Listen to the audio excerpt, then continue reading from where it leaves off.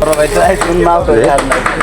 যে হান্ডি বিফ তৈরি করার জন্য সবার মধ্যে কিছুক্ষণ পর হান্ডি বিফ হয়ে যাবে। আগুন তো মনে করলেন যে ডাইরেক্ট লাইন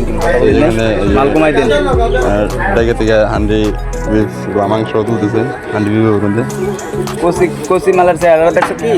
হ্যাঁ দাদা দেখছি, দাদার চেহারা দেখেন যে এইসব কাজ করে থাকে বা বানায় থাকে, তৈরি করে থাকে হাতে অনেক দাদার ফুল দেবো।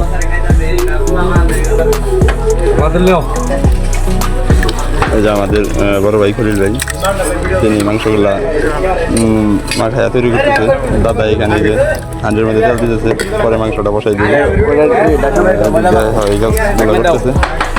এখানে হান্ডি বসাই দিচ্ছে, তো তৈরি হচ্ছে।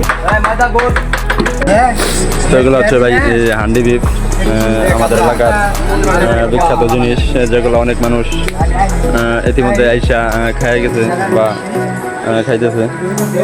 যেখানে হোটেলে বসে আইসা, তো যেখানে হান্ডি বিফ তৈরি হচ্ছে, দাদা আমার জাল করতেছে, এই কাকাও খাইলো, এই যে একবার ভাই বসে হয়েছে। যিনি এই রান্নার কাজে একটু নিয়োজিত আছে, কাজ করতে, বা আমিও কাজ করলাম, তার নিয়ে ভিডিও করতে পারিনি, অনেকে দেখছো হয়তো তোমাদের সবাই নিয়োজিত আছিলাম, আমি তার জন্য ভিডিও করতে পারিনি, এখন ভিডিও করলাম। তো দেখো এই দোকানের পরিবেশটা যদিও গ্রামীণ অঞ্চল, বেশি একটা উন্নত না, তোমার ছোটখাটো একটা হোটেল বলা চলে, যদিও বড় ধরনের কোনো রেস্টুরেন্ট না। পরিবেশটা একটু অন্যরকম বা বিভিন্ন রকম গ্রামাঞ্চলের ভালো লাগে পরিবেশটা, যদি ভালো লাগে আইসা খেয়ে যাবে। ইতিমধ্যে অনেক মানুষ আসতেছে, খাইতেছে, দেখতেছে, ঘুরতেছে। যেটারে অনেকে চিনবা, বড় ভাই আমার